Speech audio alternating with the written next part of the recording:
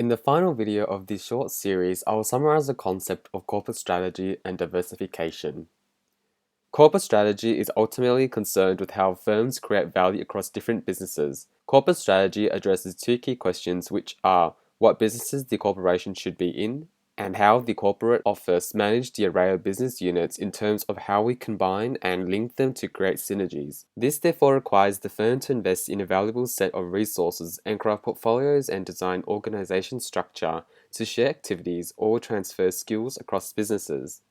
And so firms need to consider diversification. Many firms seek diversification to obtain synergies within related businesses due to economies of scale and scope, whereby it allows them to share and transfer both resources and core competencies, create more value, save time, and reduce and/or share costs. Therefore, it is a good reason to diversify if a firm is seeking synergies. An example of this is demonstrated by Volkswagen and their diverse automotive and financial services division. In their automotive division, they have a broad range of product and segment mix, which enables them to capture more profits and achieve time and cost efficiency. They do this by sharing resources and creating a assembly kit strategy that allows them to standardize parts of their cars and create modules in manufacturing, thus achieving synergies. Firms also perform diversification to reduce risk since it helps them to reduce variance profits and lower unsystematic risk.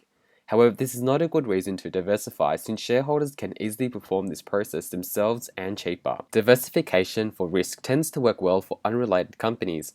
However, these firms may lack synergies. Another reason is for growth to escape stagnant or declining industries. These corporations tend to buy themselves into unrelated industries, which can be quite expensive, and so it is not a good reason to diversify just for growth. Next is diversifying due to low or high performance, whereby firms with excess cash tend to make riskier investments in unrelated businesses where they lack industry knowledge and synergies. This leads to the buyer's curse, where they often pay too much for something.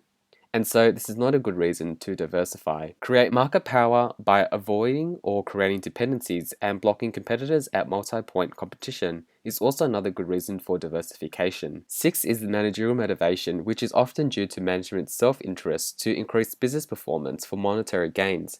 This is not a good reason to diversify. Finally, is due to antitrust regulations and tax laws. Antitrust laws can discourage mergers, which create mergers which increase market power and lead to unrelated diversification, whilst high tax rates on dividends cause firms to shift away from giving out dividends to also buying more and building companies in high-performing industries, which they tend not to know much about, thus jeopardizing on synergies. This is also not a good reason to diversify. To ensure that companies are diversifying to create long-term shareholder value, Porter has devised 3 tests which need to be satisfied.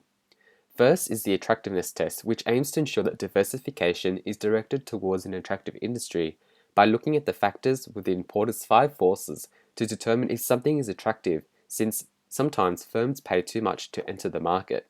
Second is the cost of entry test, to ensure that cost of entry does not capitalize all future profits, so firms should only proceed with something if it is cheap. This tends to act as the main culling factor for diversification. And third is the better off test, which ensures that either the business unit must gain a competitive advantage from its link with the corporation or vice versa. If it does not fit into the firm's portfolio, then a firm should not buy it, even if it is cheap. It needs to have synergies to share resources and capabilities for the long run. This is a graph of a curvilinear model plotted against performance and diversity of businesses.